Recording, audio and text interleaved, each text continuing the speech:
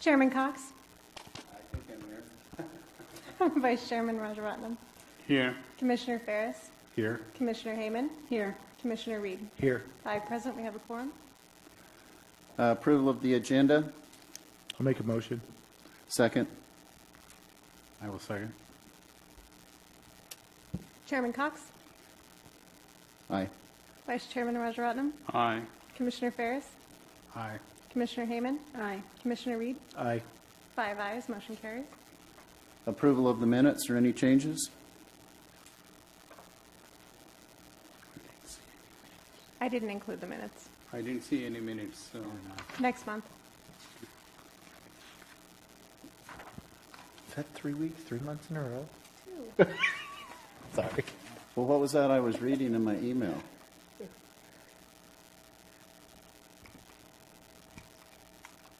I don't know. The minutes from April. I don't know. Okay. Anyway, moving on. Public comments. Persons wishing to address the commission on matters that are within the commission's jurisdiction and do not already appear on the agenda may do so at this time. Pursuant to the Brown Act, the Planning Commission may not take action on any item that does not appear on the agenda. Speakers are limited to 5 minutes. Public comment section of the agenda is limited to a total of 1 hour. Each speaker is asked to provide his or her name. We now open it up for public comment, if any, at 6:05.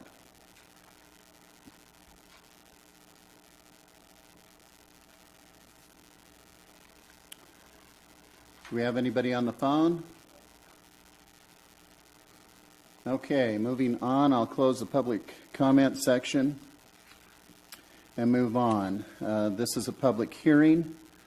We're discussing the site plan review, 20-04, consideration of a community garden located at 231 West Haloid Avenue, APN 478-084-02.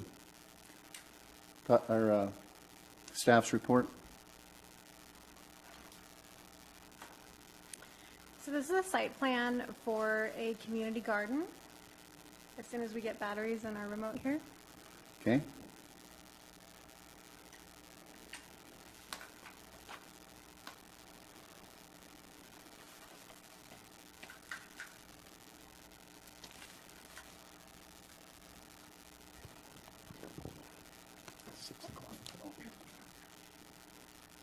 So this is the proposed site plan. The site is located at 231 West Haloid Avenue.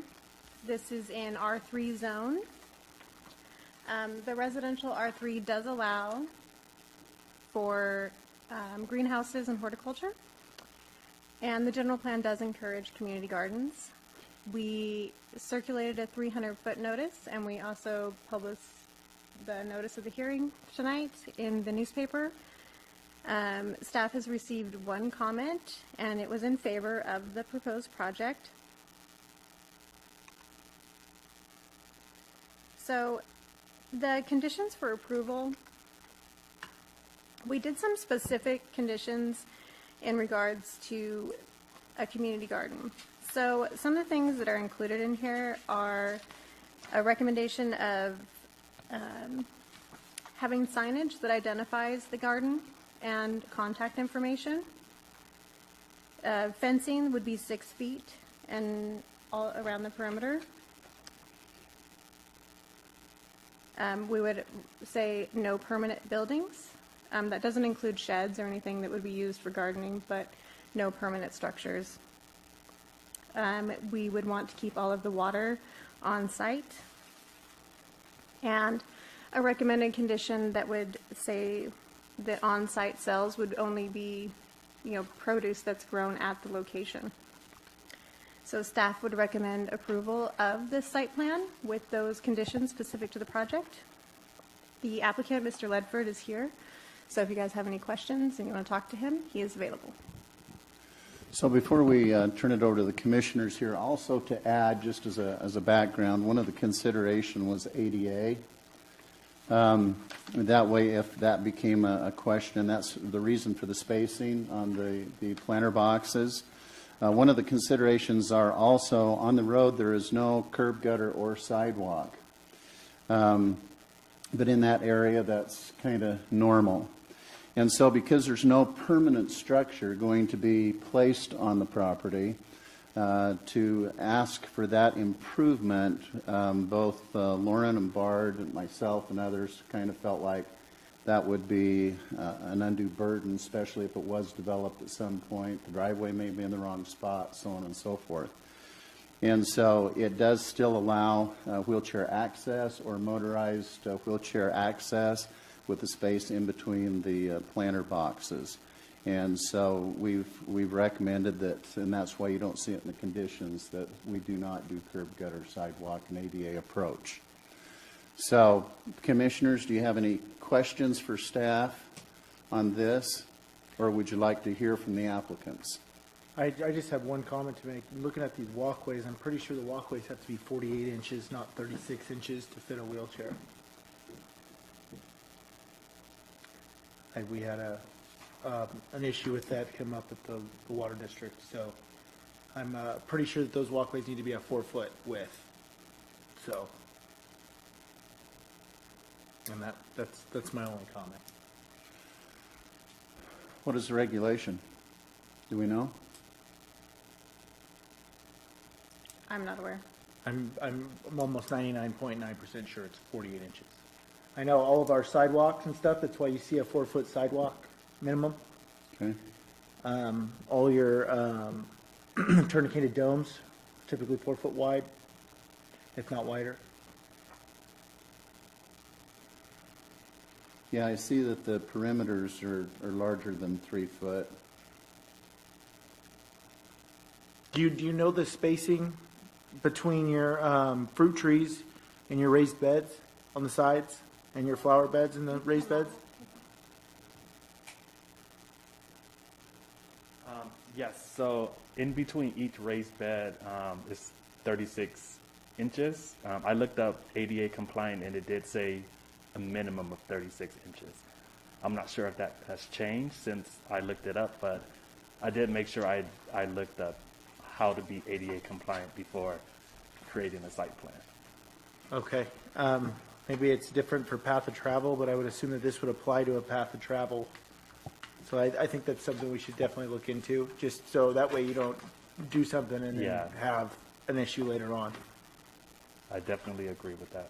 So, but it appears to me, just looking at how you have it and how you have things set up, you could probably move it and get your, because you would only need, 1, 2, 3 more feet to spread things out to make it work. Yeah. So I think you'd be able to make it fit. Commissioners? Any other questions? I do have one question. Last time when this came for discussion at the Planning Commission, we asked a question whether there would be any sale of produce on site, and the answer was no. Is that correct? Sorry, can you repeat that question? Last time when we asked if there would be any sale of produce on site, so I think you represented at that time, you said there won't be any sale on site, right? Yes, there will not be any sales of produce on site. On site. So the question, one of the conditions we have is there shall be no on-site sales except for produce grown on site. So we don't need that condition if they are not selling anything there. Well, we did put it on because it is consistent with what other community gardens in other communities allow. So that was why I put it on there. You know, they might sell plants or, you know, a produce or something of that nature. So that was why I included it. If the commission doesn't want it, we can certainly remove it. I mean, when they're saying they don't sell anything, so there is no point in having that condition there. So you're absolutely sure you won't be selling anything on site, right? We will not be selling Okay. any of the produce that we grow on site. Okay, so I'd like that we remove that condition in the resolution. And then one of the conditions is all parking areas shall be paved. So are there going to be any parking areas on your site? We do not have in our plan to have parking on site. I know on Upjohn is street parking, and that's a street over, which can be utilized for when we have events and we have more than usual people showing up to the community garden. So nothing on site, right? No. Okay, so I don't think we should have that condition when they're not going to have any parking there. Yeah, other than that, I like this project.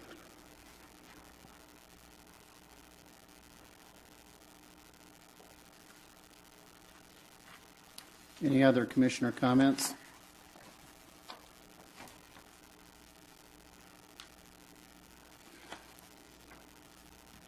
Heather, I have a couple of questions pertaining to commissioners' comments.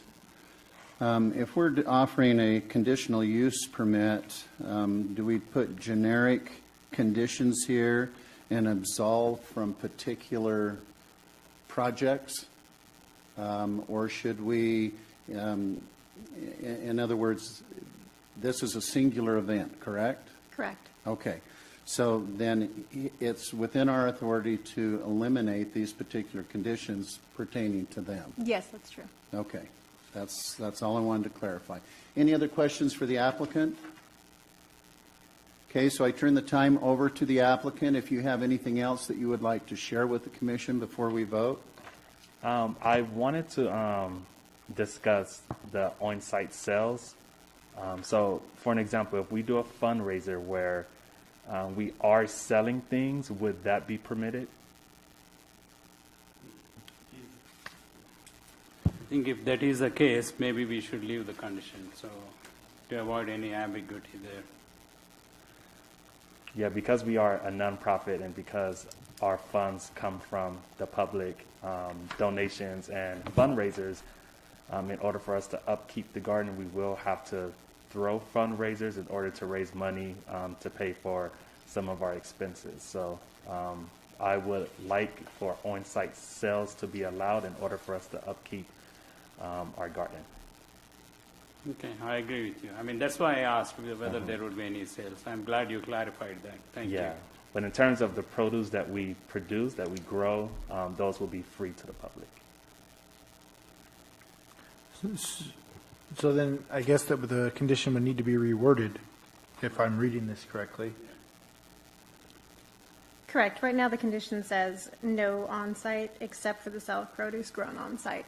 So if you guys have recommendations of how you'd like to reword that? Well, but your fundraiser is the produce on site, is it not? No, the produce on site that we grow will be free to the public. But for an example, if we have a vendor come in or we create something and we want to sell it, we would like to be able to sell it on site. Like pots or something Like that pots, or for- if we make Gotcha. jam and we want to sell jam, or we have a fundraiser where we're bringing in people to donate their time to sell items, we would like to be able to do that on site. I think we may have to amend the condition to accommodate that in case we agree. Yeah, because it says no on-site sales except for produce grown on-site. I think that would have to be a broader statement because we would have to deal with city business license, sales tax. They would have to qualify. But the problem I have in some regards to kind of creating a farmer's market episode is where you're located. If we increase the traffic more and more, you know, if we have half a dozen people that are there working the project and then we start having community come in, what does that create for us? Because we're not asking for paving, we're not asking for sidewalks, we're not asking for anything to try and make this as inexpensive as you can. Although I approve of the idea of trying to raise money, I'm wondering whether on that site that should be done, you know, versus having a booth at the farmer's market, you know, to try and raise money. You know, something that's already existing rather than bringing everybody here, but it also creates visibility too. Commissioners? Thoughts? I agree with you, and originally I thought the idea was there wasn't going to be a whole lot of occupants there at any given time. And if it's more of a carnival sort of atmosphere, I think we would probably have to think this over a little harder, because the whole idea was to have little impact on the neighborhood.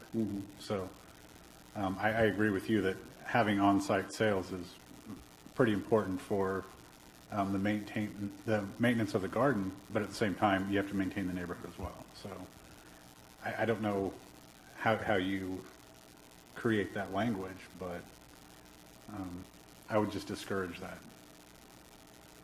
Truthfully, I would, and this is just my personal, I would encourage you to participate in the farmers market and have, a table or whatever it is. This is community garden, and have vendors support you there, and maybe some of the proceeds come to it, because I'm concerned about turning the neighborhood into something that you didn't want or we don't want.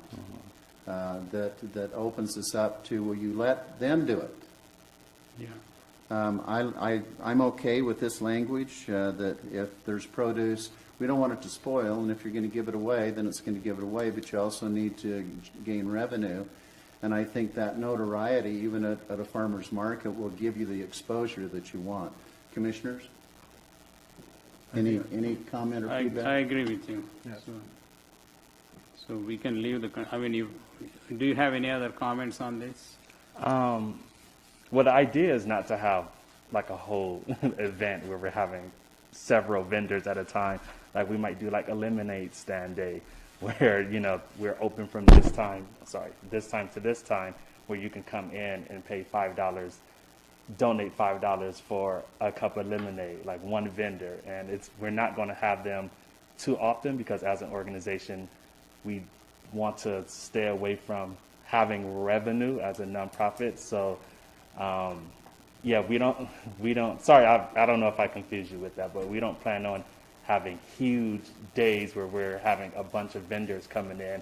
We might have a day where we announce, okay, we have a vendor coming in selling, a product that has to do with, mental health or food or, produce or something like that, where they will come in and we will utilize that day to raise money. But I do understand exactly what you're saying. We don't want to do anything that's going to cause a lot of traffic, especially in a residential area. So that's why it's going to be more intimate, where we have a vendor or we throw something in order to raise money. I appreciate the clarification. Thank you. So let me just put it this way. You need to raise money. I would be glad to participate and help in the garden, and I would also be willing to donate to the fund. Okay. And you can do it there. But I think the sale of other items needs to be maybe at a farmer's market. And that's this commissioner, saying what he would do to support your efforts here. Okay. I agree with that. I think either way, with this city being so close niche, that we can definitely find ways to participate and use other grounds to make sales, to make money for the community garden. Okay, commissioners? So this is just me speaking off the top of my head. It wouldn't be allowable for them to sell waters or drinks or something like that for people that came to the garden? I guess that's where I absolutely see your side of it about having vendors and stuff like that, but I think as a way for them to be able to raise money, when they're open to the public, couldn't they sell waters or sodas of some kind to help? I mean, I know that's going to make language tough for it, and that convolutes everything, but I think that's kind of more of what he's trying to get at is, if we're going to sell lemonade, it's not going to be per se a huge vendor coming in that's going to attract all the community. It's just they want something that's available to the people that show up that could maybe provide a little revenue to tend their plants. Yeah, and maybe I have to be careful with using the term vendor as well, because the garden is community-based. So we encourage community members to come in and volunteer. So we can have a community member come in and make lemonade, or we can create a lemonade stand and we have volunteers come and work the lemonade stand, or any other type of event that we're doing. So it's all community-based as well. So we heavily depend on volunteers rather than vendors. So I wanted to clear up the term vendors as well. I think if we leave the language as it is, an idea, okay, and it's just an idea, you know, bringing up your water thing. If I had an ice chest full of cold water and a donation thing there, you're meeting the letter of this conditional use. Because we're not, under this, we're not authorizing any other sales. It's not a sales, it's donation. It's there out of convenience, but, you know, please donate, you know, if you dip into the, you know, whether it's a soda or it's a water or something else. And that's just a suggestion. Yes. I think if we broaden this up, if we allow this and then we allow this and we allow this, it can kind of be open-ended. And it convolutes the language, I agree with that. But So that would be just my suggestion to you. It's not something that we can put in the resolution, but as long as you stick to donations, Yes. then you're not selling something on site. But it doesn't stop you from having it, and if somebody wants to donate, they can donate. Yes, from exchanging an item for a donation. Yeah, but even if they don't, you know, a little kid comes up and, you know. Wants a water, you can have a Exactly. water. Yeah, you know, it's a donation. So somebody might give you $5 and somebody may not have anything. But it's a donation, and hopefully at the end of the day, you raise money. That's just a suggestion Yes. to make this work within the resolution. I really like that suggestion. and I think that makes perfect sense. So, thank you, sir. I appreciate you. it very much. Any other comments? I move that we approve 2012 with the exclusion of 9, which is parking lot shall be improved in compliance with RMC 10.6, 367 requirements. Maybe number 5 as well. Do I have a Correct. second? It should also be N5. Number 5 as well. And 5. Yeah. And actually, number 7 includes the language that Travis was asking about as far as the ADA compliance. Yeah, I was So- just digging into it just a second ago on my Yes. phone. I think it has something to do with if it's any place that they have to make a turn. Okay. So it definitely is something that you want to look into Okay. just before Yep. you start making your final beds. Number 7 on that will give you direction. So 5, 7, and 9. 7 but needs to stay. 7 will stay. I was Oh, just telling you federal, to state, refer to and 7. local requirements. Correct. So the thing is we can approve this upon the condition that it meets minimum ADA. Okay? If it has to be 48, it has to be 48. If 36 is minimum, then that's fine. Heather, can you check on that? Yes. Okay, so we'll approve Resolution 2012 minus 5 and 9, Commissioners? Correct. Correct, I'd second. Chairman Cox, Aye. Vice Chairman Rajaratnam, Aye. Commissioner Ferris, Aye. Commissioner Hayman. Aye. Commissioner Reed, Aye. 5 ayes, motion carries. Thank you so much. Thank you. I appreciate it.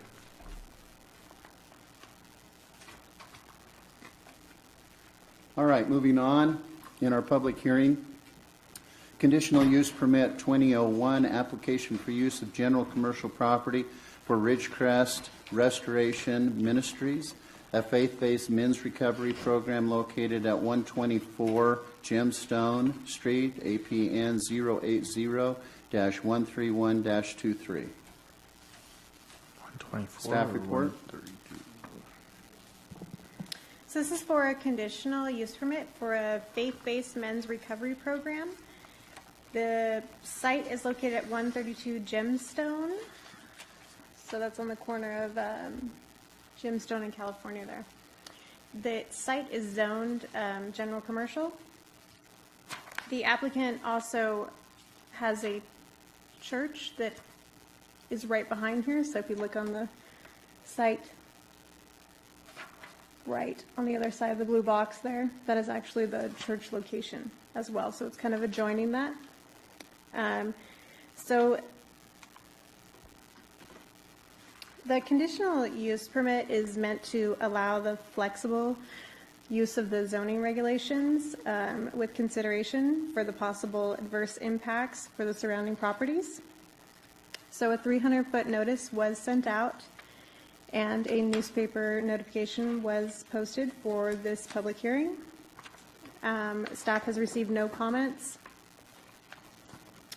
The applicant is here tonight. He does have experience doing this, and so in your packet was included the application and a lot of the information to kind of show you the structure of the program.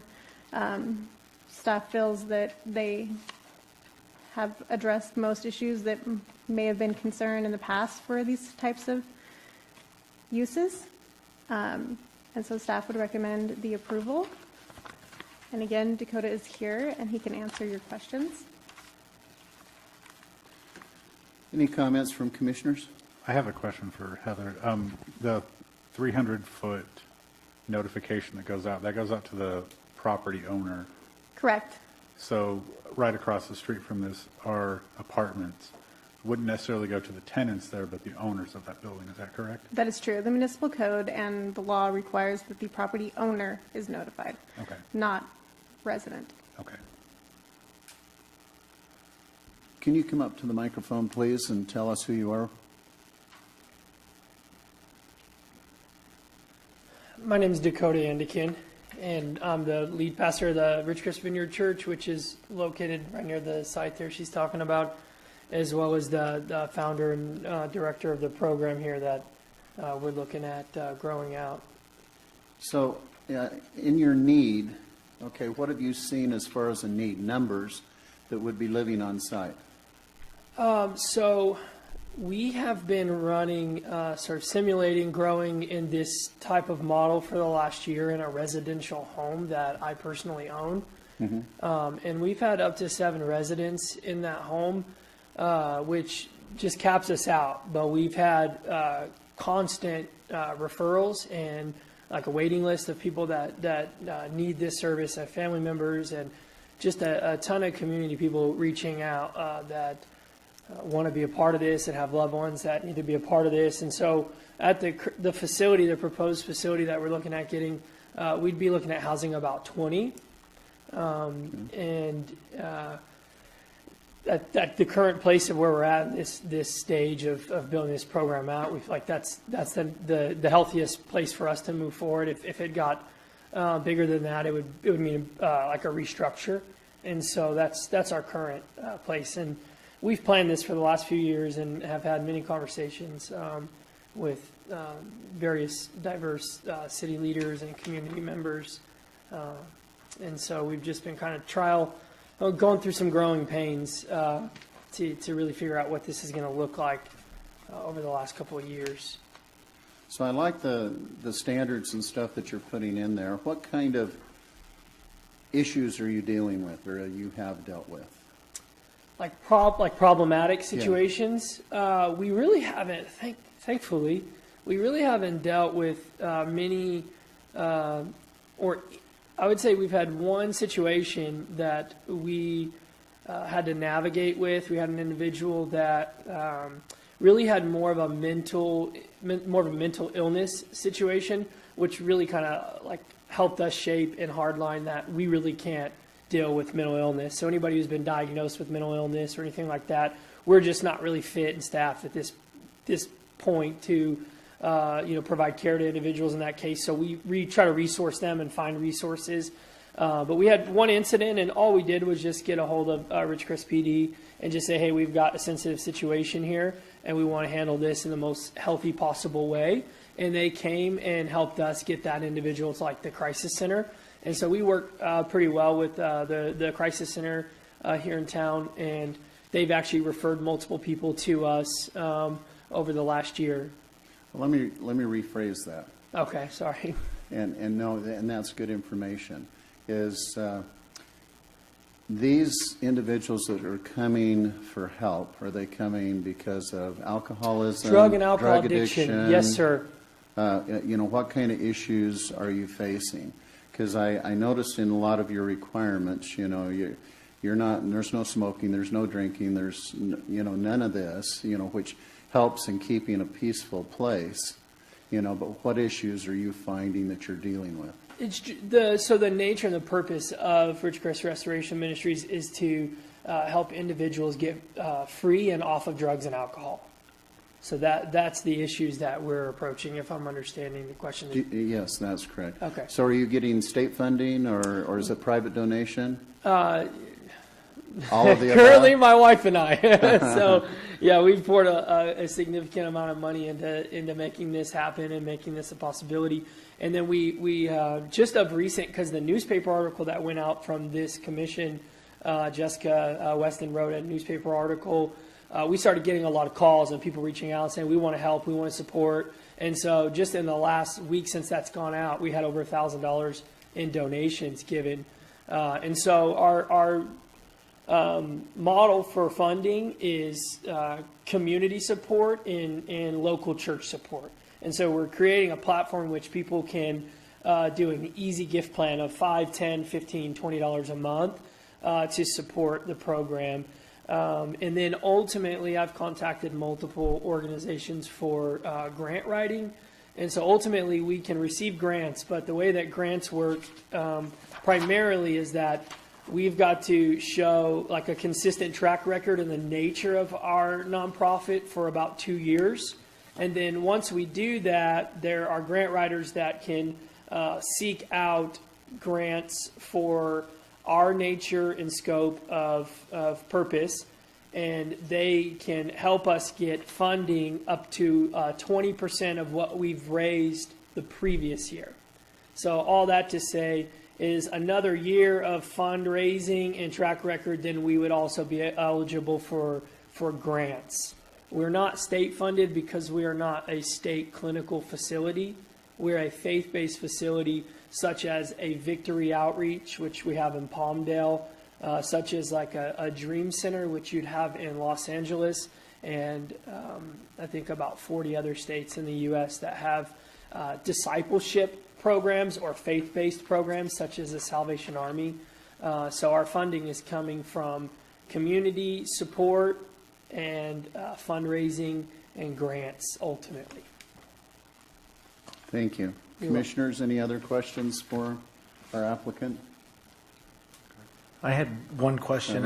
With your talk of 20 residents on site, and I don't know what the right term of this would be, but how many chaperones or on-site people are going to be there to calm a ruckus or anything like that would happen? Yeah, that's great. So our current structure with the new, so as we're looking at transition from where we are into the new facility, we'll have 3 live-in staff, an associate director who's been with us for over a year now, and he's been the live-in house manager to this point, would be continuing on in that role. And then we'd have 2 additional live-in staff or RAs that would work 24 hours around the clock for supervision.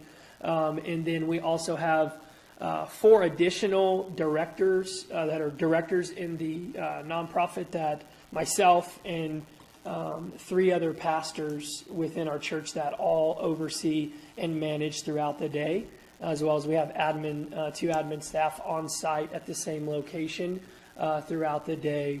But for the primary part of your question, we'll have 3 live-in staff, which is consistent with the model we have right now. We have 1 live-in staff to about 7. So then we would just kind of stick with that same ratio, which seems pretty healthy for us, 3 to the 20. And we would, we're all we're about right now is just bringing like change and a resource to the community, hope to the community. And so we're taking this inch by inch. We're not just kind of like jumping out there. So our plan wouldn't be just to fill it with 20 people overnight. We know our limitations, and we've learned a lot over the last couple of years. And so we would be looking at incrementally, like say every month, maybe intaking a couple of new people as we kind of grow into this new phase and structure of where we're at. Heather, do we have a layout for this building, a diagram layout? I know. No, I do not. I can tell, I drove by the building. First hand, I have a question. So is that building owned by you, or are you renting it? we're renting it, and we have assigned, the owner of the property signed the forms and the documents that we turned in for the planning commission. I think it has like 17 or 18 units, I think, right? The building right next to it does. So the one that we're looking at occupying 132 is just a single structure, one unit. Oh. And the building right next to us has multiple units. It's sort of a U shape.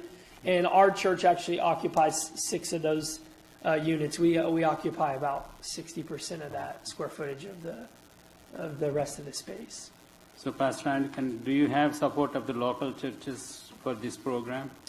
We do. So we've had a long journey in this, in communicating with like local churches, and I have great relationships with, I would say, really strong relationships with at least 6 other pastors of local churches in this community.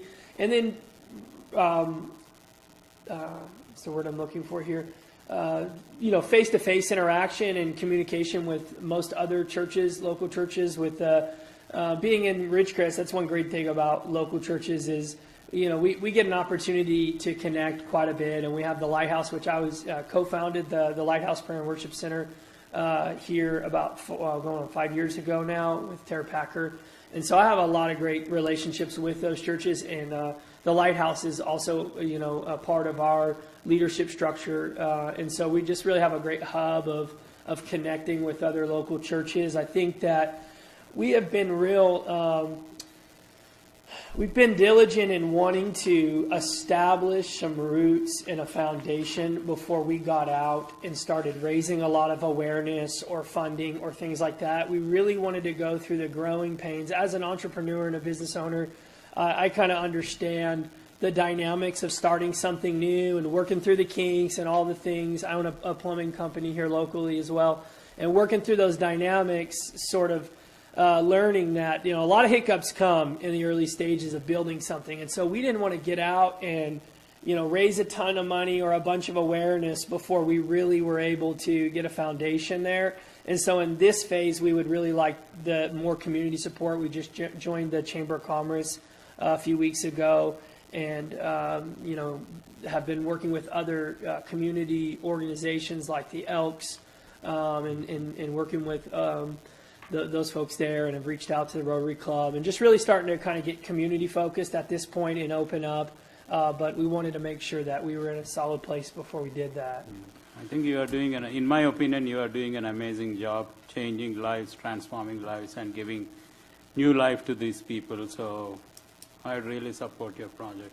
Thank you, sir. I appreciate that. I agree with that. However, Heather, is this just an open building?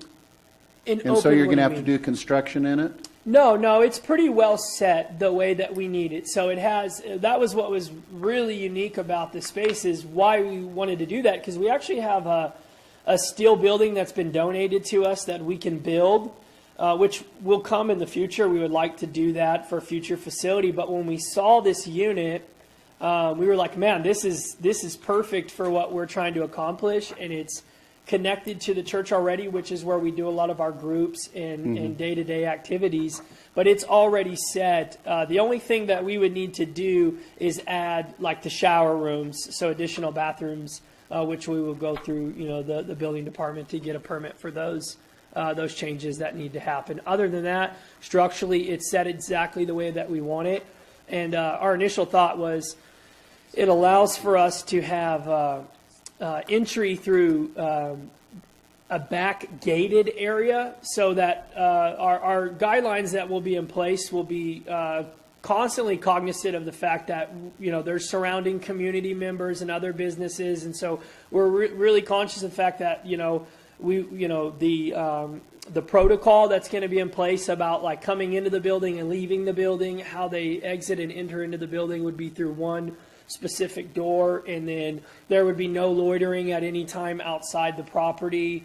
Anytime they would leave, they would be accompanied only by a chaperone in single file to go to the buildings that we want, or to enter the vehicles and then leave the facility. So there'd be absolutely zero loitering outside of the property, next to zero visibility to the fact that there's individuals in there.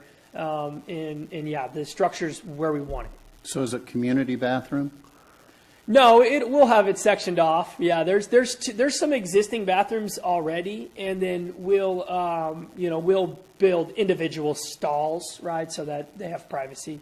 Okay. Yeah, not going to be military style. Well, I'm just asking. So the only thing, for me as commissioners, I would like to add that one of the conditions is that it meets building requirements. So if they're having to add a shower, plumbing, so on and so forth, that it meets the building requirements. Condition 1 does say that they will comply with all federal, state, local, and county regulations. So that would include the building permits.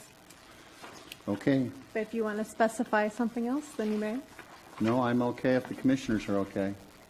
And you too. Yes. Any other questions for the applicant? No, actually, Travis's question covered mine, and I think this is a great resource for the community and very well thought out, very thorough, and I appreciate that. Thank you, sir. Appreciate you. So I would move that we approve 2013 today. Do I have a second? I will second. Chairman Cox, Aye. Vice Chairman Rajaratnam, Aye. Commissioner Ferris, Aye. Commissioner Hayman. Aye. Commissioner Reed. Aye. 5 ayes, motion carries. Thank you all so much for your time. I appreciate it. So Thank you so much for your time and your service. anything else we just, now at this point, we could just get the building permit for the showers and good to go? Yes. Yep. Thank you all so much. Have a wonderful you. evening. Mayor, good to see you, Peggy.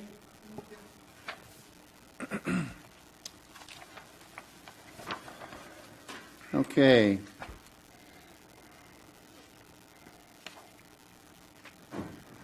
Moving on, ordinance recommended to the City Council to amend the zoning chapter of the Ridgecrest Municipal Code as it appears in the home occupancy permits, RMC 106-31.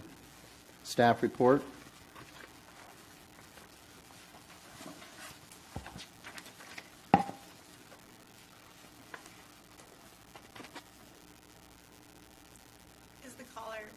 Is the caller for this or the next or the last item? Let's hear them, but we've approved it. I apologize to the audience that I did not see that we had somebody, but I'd like to hear them. Go ahead.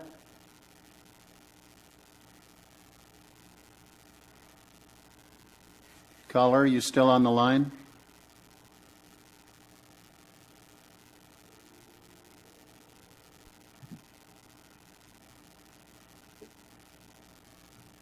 Caller, are you on the line? Hi, this is Jessica Weston. I think you didn't call for public comment. But I had a suggestion or a question. I understand that the group home that currently exists, they're like a family unit.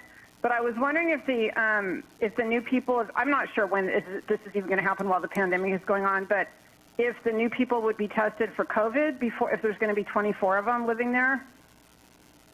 Well, I would think so, but that's a good question, and we'll ask that for you. Okay, thank you. Thank you. Bye. I appreciate her calling in. I think that's on their intake. What's On their that? I think that is on their intake form, that they have screening. Yeah. And they're- Well, I saw the drug screen, And they're but I fairly didn't. thorough. I on don't this, think so it I'm was guessing that's- specific. Well, you are correct, but. But in a as thorough community as- environment, which they would be, that would be important to have screening.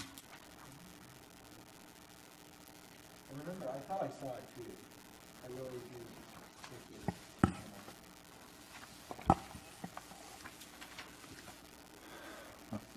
do. Okay. So moving on, staff report.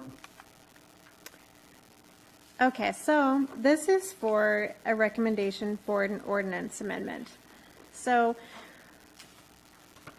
staff has been reviewing the ordinances as part of, the recent codification of the code. One of the things that's come up is dealing with home occupancy permits. So right now in our municipal code, it says that We do not allow any home occupancies for hairdressers, barbers, and we don't also allow any businesses involving the preparation of food or sale products. So I believe the reason for this is the code is just old. The county has allowed cottage home permits for quite a few years. Actually, it's since 2013. And so cottage food is, things that the health department regulates. They give permits for it. So if another agency regulates it, then staff would like you to consider whether or not you would allow the same.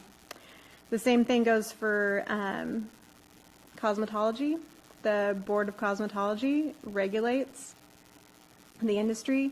They allow them to operate out of homes. I mean, there are additional requirements. We're not saying that they don't have to meet those, but the intent would be that if the agency that regulates it and has requirements allows it, then staff is recommending that we would be more lenient and allow that.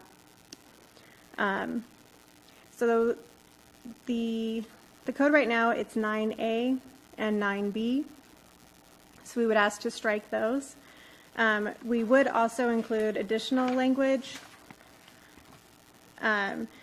So particularly the Board of Cosmetology only allows for one person, so if they, they would have to get the permit through them, but the way it works is they can't get the permit through them unless the city allows it.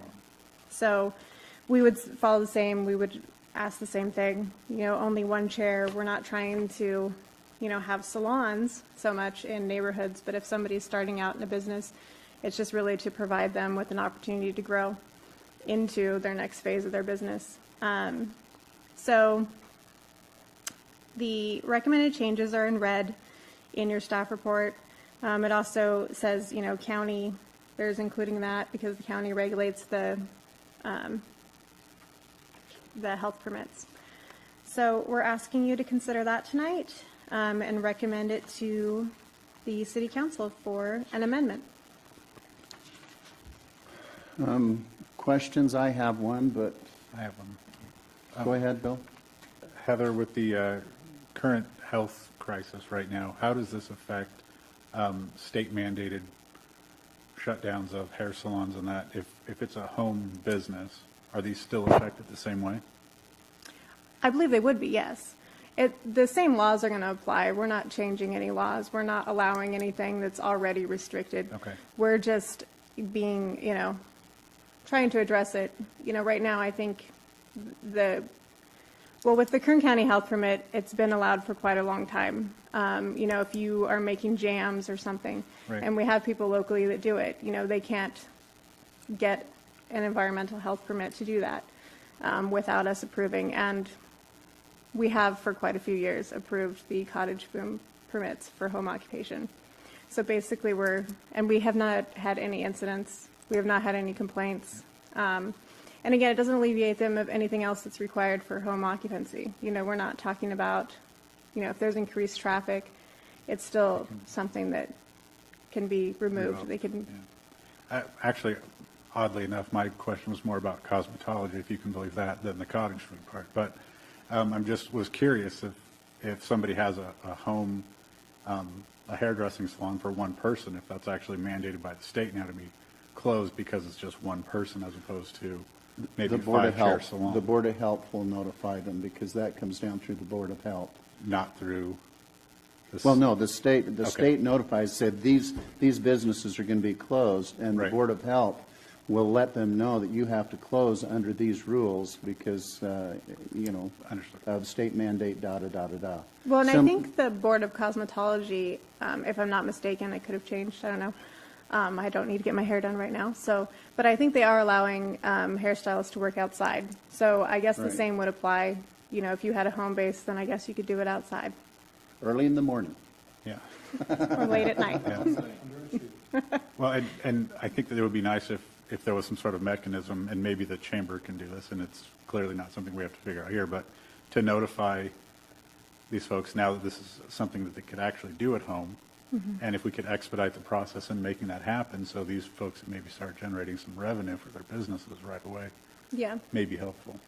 Well, and it does, there, you know, I mean, it's not super simple too for the cosmetology in particular, because they do have to have a separate entrance. You know, it can't be at their front door, and those are things that the Board of Cosmetology requires. Okay. So, you know, if it means installing a door in the side of your house, that might not be an option for everybody. But yes, that would be, if you all agree and it passes through council, then yeah, it could be something that economic development could possibly work with the chamber to let people know. I like the changes. The only one that I didn't feel like I had any clarity on was the fact that if we do home base, there should be some sort of ADA requirement where the path of travel, both from the street, driveway, to the salon or to the home, or however that they have it. If it's an external building or if it's an internal building, there needs to be some sort of path. Well, I believe, so for the cottage kitchen permit, they're not necessarily selling on site. So that's more about preparation in your home of particular products that they permit. But for the cosmetology, they are required to meet those standards with that permit. And I could Okay. provide you guys Well, I didn't with see it copies of that. specified in the Yeah. ordinance, and that's why I asked. They do require that. So again, it isn't, you know, it's not necessarily a complete saving grace if you don't have the right setup, because you do have to have that ADA path of travel, you know, to wherever that Right. new door is. Okay. Any other questions from the commission? Any comments from the public? Okay, rub it in. I didn't see anybody remind me. No callers? All right. So I would recommend that we approve the ordinance recommendation to the City Council of the Ridgecrest Municipal Code 106-31 as listed. Do I have a second? Second. Chairman Cox, Aye. Vice Chairman Rajaratnam, Aye. Commissioner Ferris, Aye. Commissioner Hayman. Aye. Commissioner Reed. Aye. 5 ayes, motion carries. Thank you. We'll close the public hearing. Discussion and action items. Moving on to tentative parcel map extension 11524. Consideration for a 12-month extension to a parcel map containing 3 R1 parcels and 2 R2 parcels on a 60.3 acre APN 343-351-04, 09, and 13. Staff report. So I have combined the staff report for the parcel map and the track map just because they are related. The extension is individual, so the actions will be individual, but I want to clarify. I just put it together to try and avoid confusion because it is all related. So the parcel map encompasses the whole site. The parcel map includes 2 of the R3 zoned and 3 R1 zoned. Do you have the map on slide? I do. Do you have a pointer? I do. So this is the track map, and that includes all of those single-family lots. So I think it was 159. Yeah. So the map extension is a 12-month extension. There are 159 single-family residential units in here.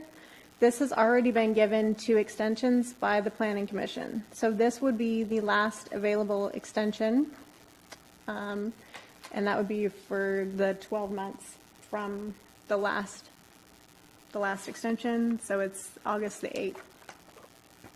Now the parcel map includes this track map and then these 2 parcels at the top.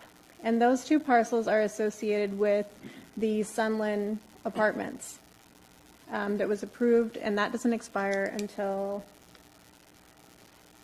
October 23rd of 2021. So the parcel map is the whole project, and the track map is just this portion. This would be the first extension for the parcel map, because we amended that map before the Sunland project came before you guys. So staff would recommend the approval for a 12-month extension to this track map and a 12-month extension to the parcel map. Staff or commissioners? I'll ask it right now. Heather, do you know if it's their intent to go ahead and build this year, or is this just a rubber stamp for one more year? I have no information on the track map. Okay. I don't know what the intent of that is. Right. I would like to know when we can really potentially see this, because, you know, every meeting, seemingly, we approve another tentative track map and I just wondered, is somebody seriously considering building, or is this just a motion that we're going through? Well, this is their end. And I understand that, but, I mean, is that more pressure for them to actually do something, or is this just, let's go? I can, I don't think we can put any pressure on them. No, No, I'm not suggesting that we do, but I just wondered if you had firsthand knowledge, are they ready to go on this, or is this just more time? I believe for the track map, I don't have any news. I Okay. have not seen anything on it. For the Sunland, the site plan is still active. So, you know, that's. Is this Pam Corp? It's No. not Pam? No. and I've actually seen utility drawings for the apartment complex. So, and they're still in plan check with us. I think we're waiting on a set of fees, and we haven't got those yet to be able to finish our review. So I'm pretty sure that the city has gotten utility plans for the actual, the top three where the apartments are going to be too. So there's some level of activity on those. Well, No. no. The plans were pulled from plan check. So should they decide to move forward, Thank you, then Thomas. they will have to resubmit plans again. The to site building. plan's there, but the plan check is expired. No, they didn't, no. No? It was pulled. So it's not in building anymore, but the site plan is still active. So they potentially could find And I think he funding. just renewed that, didn't he? Didn't he do something on a renewal, but on that particular site? No. Okay. So So Heather, I have a question. Mm-hmm. So does the applicant come to you with this request, or you do it automatically? oh, no, they pay. They pay and So submit an they come with a application. request? asking- Correct. So at that time, why don't you ask them, what is your plan, or when are you planning to build something? I mean, so that we'll have some satisfaction. Are you looking to sell it, or are you looking to build and develop it? You know, Well, what's they're your still plan? trying to find the funding. So that's really where they're at. They're still trying to find the funding. If they could find the funding, then they would build it. But they have not found the funding. So, But I think it's a good idea to ask them at least what their plans are, when are they planning on building, something like that. So, for my information, actually. Thank you. Any comment from the public? No call-ins? Thank you. Heather, is there just one resolution, 2014? no, there's two. The other one is what number? 2015. It's 16 and I believe 15. Yes.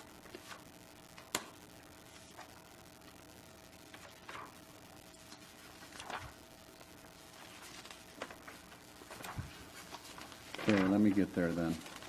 Okay, 16.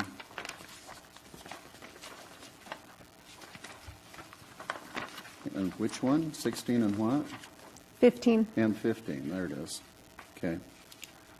So I move that we approve Resolution 2015 and 2016. Do I have a second? Second. Chairman Cox, Aye. Vice Chairman Rajaratnam, Aye. Commissioner Ferris, Aye. Commissioner Hayman. Aye. Commissioner Reed? Aye. 5 ayes, motion carries. Moving on, tentative track map extension 6869, consideration for a 12-month extension for the map to create, that's the same one. Yeah. Move down. Ordinance update, discussion and updates on amending the zoning chapters of the Ridgecrest Municipal Code as it relates to the recreational vehicle park. Oh, no, I need a motion for 2015, which is the amended parcel map extension. Included both, right? Well, we did 15 and 16. Okay, so you want one motion for both? Yeah. Okay. That works. Okay. Oh. Okay, ordinance update. Okay, so as you're aware, we talked about the RV parks. So I did some research on what Kern County does, and I proposed that to our attorneys. What they have doesn't work. Kern County is authorized to do their own inspections for mobile home and RV parks. We are not. We do not intend to be. So what they have doesn't work for us. Where that leaves us is if we amend the code to have a permitted use or a conditional use for any kind of recreational vehicle in any zone, then that could happen in any zone with approval through the California Department of Housing and Community Development, not through us. And we would not be able to do a site plan review because it would be outside of our authority. So the recommended action that the attorneys have come up with for us is to do an overlay zone.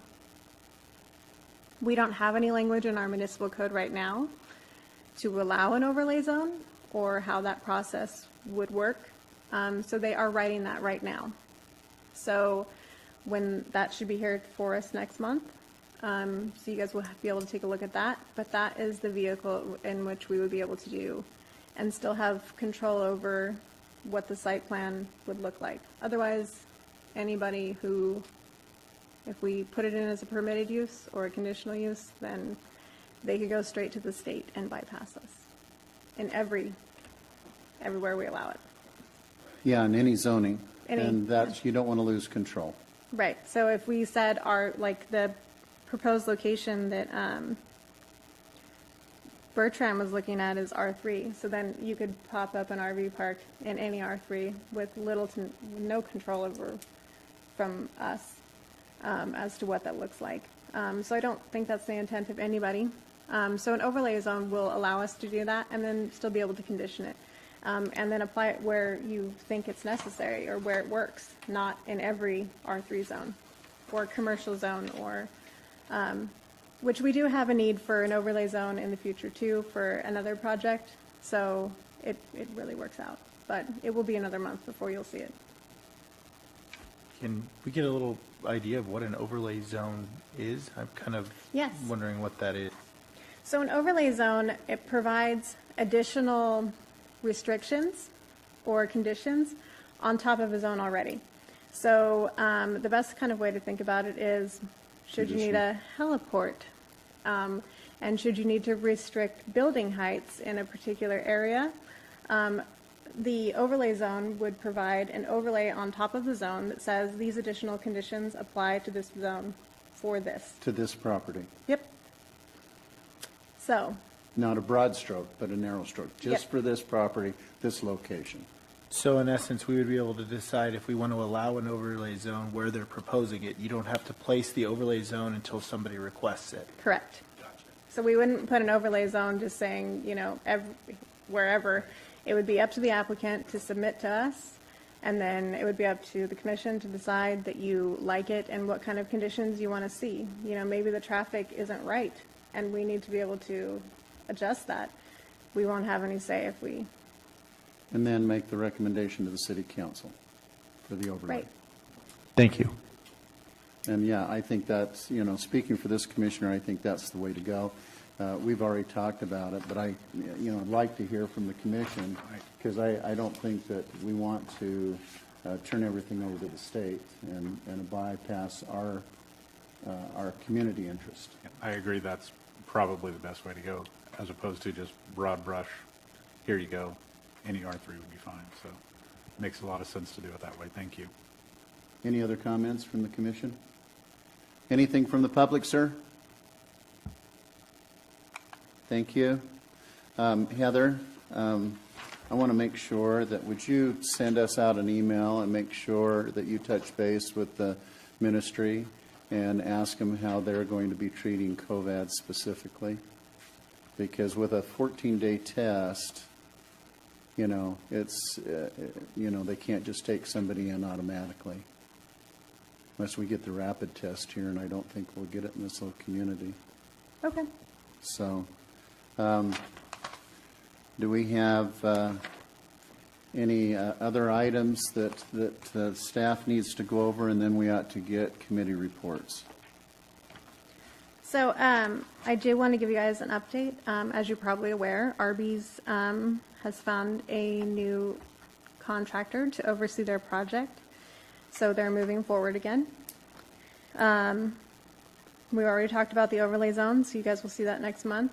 We'll also be talking about accessory dwelling units next month. So California law has broadened what kind of restrictions we can have on accessory dwelling units. Again, it's another item in our code that's really outdated. So we worked and we developed code, and we had that prepared, but then the state has another restriction that we've made it as restrictive as we possibly can.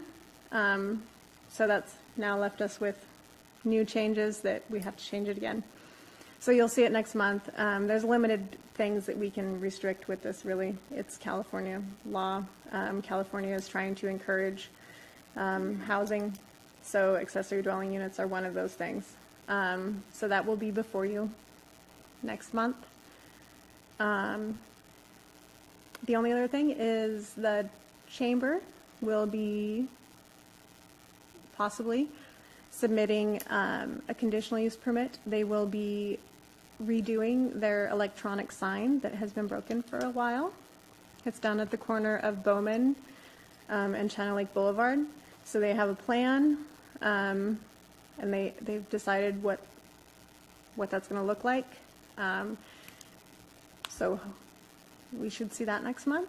I have asked them to, which they did provide, but I've asked them to provide some information because it is electronic. There's going to be motion on that, is what they're proposing. So I did ask them to provide us with some information about safety and what that's going to look like when you're driving by, and how safe that is. So they have provided that, but that's pretty much it. I have a question. Mm-hmm. You sent an email stating that state has approved the grant for low-income housing. yes. So what is the update on that? Sorry, it's been a little while. That's the big one. Yes. So we were awarded the grant. So that was $6.8 million in public improvement funds. So those public improvement projects were all around the site. That includes ADA compliance for everything, all those businesses on Norma, from Norma to Drummond to Las Flores. So that section of Las Flores, that section of Norma, and that section of Drummond up to China Lake Boulevard, all of those driveways for those commercial will all be ADA improved, so that won't be on those business owners. That's part of what we asked for in the grant. It also includes fixing the drainage sump that's there on Norma, which is an issue. So that will be fixed and improved. There's also bike paths. There's a bike crossing on Norma and I think it's Sidnor, and then Sidnor and Downs. There's additional things. I can't recall them all right now. We also are removing the landscaping in front of City Hall here because it's also related to the transit, because this is the transit hub. So we're going to move that green grass and do some desert landscaping. It also includes more routes. I believe we've even, in the grant, we worked with Kern County. So there's going to be additional public transportation from Bakersfield to Ridgecrest. They're going to increase their level of service on that route as well. So that's part of those funds. And of course, it includes the housing project as well. Thank you. Also, I believe, and I don't know, I might be mistaken, but I understood that part of that grant is they're putting a connection between the sump that Home Depot uses and this particular sump, which is runoff from Norma and Las Flores, to kind of minimize the amount of gathering that's right there on a major event. So I believe that that's part of it too. Anybody have any committees that they went to? Ours got canceled. Same. Committee? Well, then, okay, COVID got to all of us, right? So let's, if there's nothing else from the commission, then we'll close this at 7:14.